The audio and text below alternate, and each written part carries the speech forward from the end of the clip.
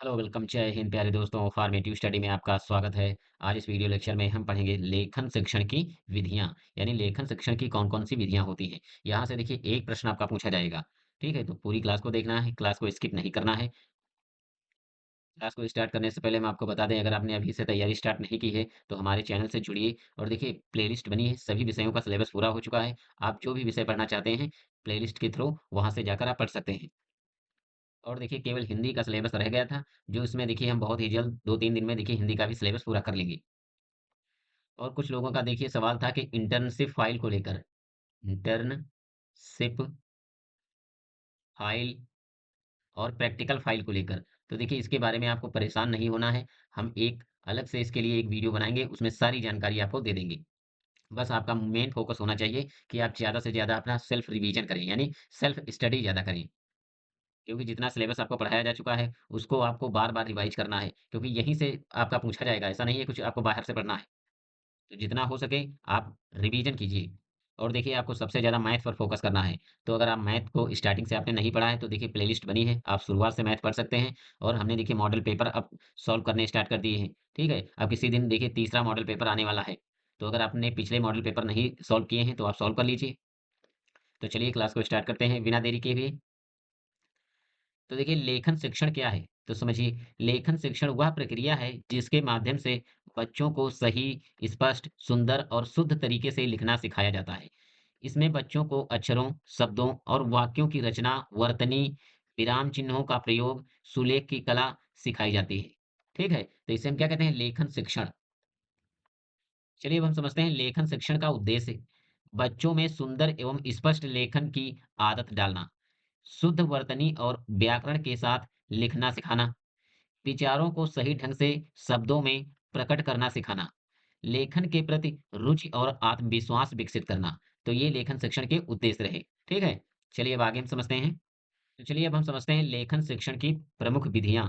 तो देखिए सबसे पहली विधि है रेखा विधि। तो देखिए इस विधि में बच्चों को पहले सीधी, तिरछी, गोल और आड़ी तिरछी रेखाएं खिंचवाने का अभ्यास कराया जाता है। यानी शुरुआत में देखिए बच्चों को क्या कराया जाता है, पहले सीधी लाइन खिंचवाई जाती है या टेढ़ी लाइन, मतलब सबसे पहले हम बच्चों को लाइन खींचना सिखाते हैं। जब बच्चे इन रेखाओं को सही सही खींचने लगते हैं, तब उनसे अक्षरों का निर्माण करवाया जाता है। ठीक है? यानी जब लाइन खींचना बच्चे सीख जाएँगे, इसके बाद देखिए अक्षरों का निर्माण यानी किस प्रकार अक्षर बनाए जाते हैं, इसके बारे में बताया जाता है। तो देखिए इसकी विशेषताएँ क्या हैं? अक्षरों की आकृति सही बनती है। इससे क्या है, देखिए अक्षरों की जो आकृति है सही बनती है। बच्चों की उँगलियों का संतुलन विकसित होता है। लेखन में सौंदर्य आता है, यानी जो लेखन कार्य होता है, वो सुंदर होता है। अगली विधि है देखिए मांटेसरी विधि। यह विधि डॉक्टर मारिया मांटेसरी द्वारा दी गई थी। किसके द्वारा दी गई थी? तो मारिया मांटेसरी। इसमें लेखन सिखाने के लिए स्पर्श और दृष्टि अनुभव पर जोर दिया जाता है। बच्चे पहले लकड़ी या कार्डबोर्ड के बने उभरे अक्षरों पर उंगलियां फेरते हैं, फिर उन्हें कागज पर लिखने का अभ्यास कराया जाता है। ठीक है? तो ये कौन सी विधि है? मांटेसरी विधि। तो देखिए इसकी विशेषताएँ क्या हैं? स्पर्श और दृष्टि का समन्वय, यानी स्पर्श और दृष्टि का समन्वय इसमें होता है। यानी बच्चे देखिए अक्षरों को स्पर्श करके सीखते हैं, ठीक है? और देखते हैं। अक्षरों की पहचान पक्की होती है, यानी अक्षरों की जो पहचान है, वो बिल्कुल क्लियर हो जाती है। कमज़ोर बच्चों के लिए उपयोगी विधि है। यह विधि देखिए किसके लिए उपयोगी है? जो बच्चे पढ़ने-लिखने में कमज़ोर होते हैं। चलिए अगली विधि देखते हैं।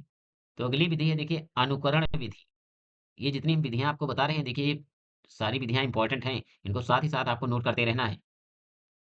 तो देखिए अनुकरण विधि। इस विधि में शिक्षक या पाठ्य पुस्तक में लिखा हुआ उदाहरण दिखाकर बच्चों से वैसा ही लिखवाया जाता है। बच्चे पहले देखकर नकल करते हैं, फिर धीरे-धीरे अपने आप लिखना सीखते हैं। यानी पहले बच्चे देखिए कॉपी में देखकर लिखते हैं, फिर धीरे-धीरे अपने आप लिखना सीख जाते हैं। विशेषताएँ देखिए, सरल और पारंपरिक विधि है। यह विधि कैसी है? सरल और पारंपरिक, सभी प्रकार के बच्चों पर लागू होती है। सुलेख सिखाने में सहायक, इस विधि के द्वारा बच्चों को सुलेख लिखना सिखाया जाता है। अगली है देखिए पेस्टोलॉजी विधि। यह विधि शिक्षा विधि पेस्टोलॉजी के नाम पर है। इसमें लेखन सिखाने में सरल से जटिल की ओर बढ़ा जाता है। उनको सबसे पहले अक्षरों का ही ज्ञान कराया जाता है। अक्षरों की आकृतियां विभिन्न टुकड़ों में विभाजित कर ली जाती हैं। इसके बाद टुकड़ों के योग से पूरे अक्षर की रचना कराई जाती है। ठीक है? पहले बच्चों को बिंदु, रेखाएं, फिर छोटे आकार और अंत में अक्षरों की संरचना सिखाई जाती है। यानी पहले बिंदु के बारे में, फिर रेखाओं के बारे में, फिर छोटे आकार के अक्षर, फिर अंत में देखिए अक्षरों की संरचना को सिखाया जाता है। तो चलिए देखिए इसकी विशेषता, क्रमबद्ध और वैज्ञानिक तरीका है, लेखन की नींव मजबूत होती है, अक्षरों की स्पष्टता बनी रहती है, इसमें जो अक्षरों की स्पष्टता है, ठीक है, वो बनी रहती है। चलिए अगली विधि है मनोवैज्ञानिक विधि। इस विधि में बच्चे की आवश्यकताओं, रुचि और मानसिक स्तर को ध्यान में रखकर लेखन सिखाया जाता है। इसमें सबसे पहले पूर्ण का ज्ञान कराया जाता है। इसमें देखिए सबसे पहले हम पूर्ण का ज्ञान कराते हैं, यानी पूरी चीज का। इसके बाद अंश का ज्ञान कराते हैं, यानी इसके बाद छोटी चीज का ज्ञान कराते हैं। अर्थात यानी अर्थात उन्हें सर्वप्रथम पूरे वाक्य की शिक्षा दी जाती है। इसके बाद शब्द और अंत के अक्षरों की शिक्षा दी जाती है। गतिविधि आधारित लेखन, चित्रों के सहारे लेखन, खेल-खेल में लेखन को प्रोत्साहित किया जाता है। यानी इस विधि में देखिए सबसे पहले पूरे वाक्य के बारे में बताया जाता है। इसके बाद उनके शब्दों के अक्षरों को इस बात समझाया जाता है। जैसे बच्चों को अगर बॉडी पार्ट समझाना है, तो सबसे पहले पूरी बॉडी के बारे में बताया जाए, फिर उसके अलग-अलग पार्ट को समझाया जाए। चलिए इसकी विशेषताएँ देखते हैं। बच्चों के लिए रुचिकर और सहज है। ये जो विधि है बच्चों के लिए रुचिकर और सहज है। बच्चों का आत्मविश्वास बढ़ता है। रचनात्मकता और मौलिकता को बढ़ावा मिलता है। चलिए आगे हम समझते हैं।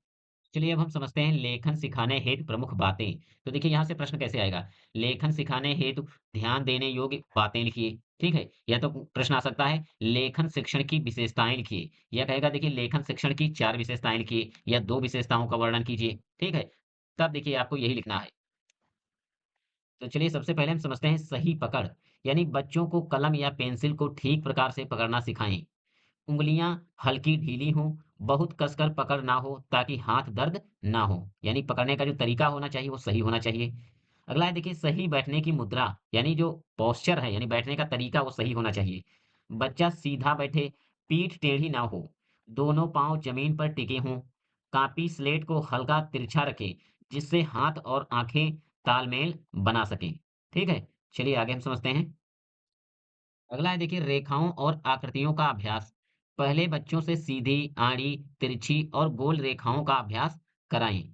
फिर बिंदु जोड़कर अक्षर बनवाना शुरू करें। यानी सबसे पहले देखिए बच्चों को सीधी लाइन इस प्रकार खींचना सिखाएं, सीधी या तिरछी किसी भी प्रकार की लाइन। ठीक है, इसके बाद देखिए उसको गोल करने इस प्रकार गोला बनाना सिखाया जाता है। ठीक है, इसका अभ्यास कराया जाता है। फिर देखिए छोटे छोटे बिंदुओं को जोड़कर इस प्रकार छोटे छोटे देखिए, छोटे बच्चों की आप कॉपी देखिए तो उसमें किताब देखिए तो उस किताब में देखिए इस प्रकार के बिंदु बने होते हैं। तो बच्चे देखिए अगर टी अक्षर बनाना है देखिए, इंग्लिश में अगर टी बनाना है, तो देखिए इस प्रकार बिंदु बने होते हैं। तो बच्चे इसको देखिए इस प्रकार सीधी लाइन खींचकर फिर ये इस लाइन को इससे मिलाकर टी अक्षर बनाता है। ठीक है?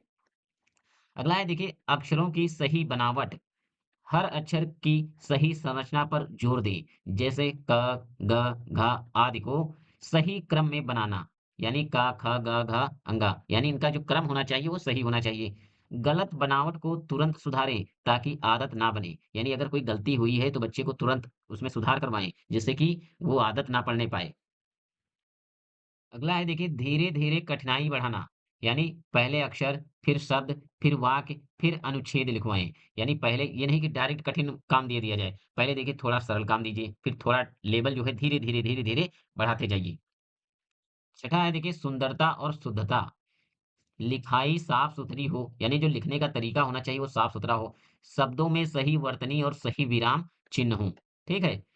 चलिए आगे समझते हैं। सुलेख का अभ्यास। रोज 5-10 मिनट सुंदर लिखाई का अभ्यास अनिवार्य कराएं। यानी बच्चों को देखिए 5-10 मिनट डेली लिखवाया जाए। ठीक है? बच्चों को प्रोत्साहित करें कि वे सुंदर लिखने की आदत डालें। ठीक है? चलिए अब आगे हम समझते हैं। चलिए अब हम समझते हैं सिरोरेखा, यानी सिरोरेखा क्या होती है? ये देखिए मोस्ट इम्पोर्टेंट है। यहाँ से ये प्रश्न पूछा ज़रूर जाता है। ठीक है? तो देखिए वर्णों के ऊपर लगाई जाने वाली रेखा को सिरोरेखा कहते हैं। यानी इस प्रकार जो ये रेखा खींची जाती है, जैसे हमने लिखा का, इसके ऊपर जो ये रेखा खींची इसे हम कहते हैं सिरोरेखा। वर्णों पर सिरोरेखा रेखा का प्रयोग अवश्य होना चाहिए। सिरोरेखा की लंबाई पूरे वर्ण के दोनों ओर शब्द की चौड़ाई की 1/3 निकली होनी चाहिए।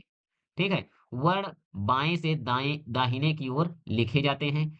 शब्द पर सिरोरेखा लगाने के बाद मात्रा लगानी चाहिए। यानी सबसे पहले देखिए लिखना है जैसे हमने लिखा को, तो ऐसे नहीं लिखना है। पहले आपको लिखना है का बनाइए, फिर इसके बाद सिरोरेखा खींचिए, फिर इसके बाद मात्रा लगाइए। ठीक है? ये सही लिखने का तरीका है। चलिए अब आगे हम देखते हैं।